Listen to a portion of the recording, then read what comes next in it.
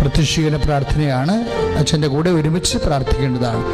അമ്മേ പരിശുദ്ധ അമ്മേ, അമ്മേ പരിശുദ്ധ അമ്മേ, ദേവമാതാവേ, ദൈവമാതാവേ, കൃപാസനത്തിലൂടെ ഞങ്ങൾക്കും ഞങ്ങളുടെ ദേശത്തിന് അമ്മ മാധ്യസ്ഥം തേടി തന്ന എല്ലാ അനുഗ്രഹങ്ങൾക്കും കൃപകൾക്കും ഞങ്ങൾ ഈ പ്രഭാതത്തിൽ അതീവ സ്നേഹത്തോടെ ഹൃദയം നിറഞ്ഞ നന്ദി പറയുന്നു.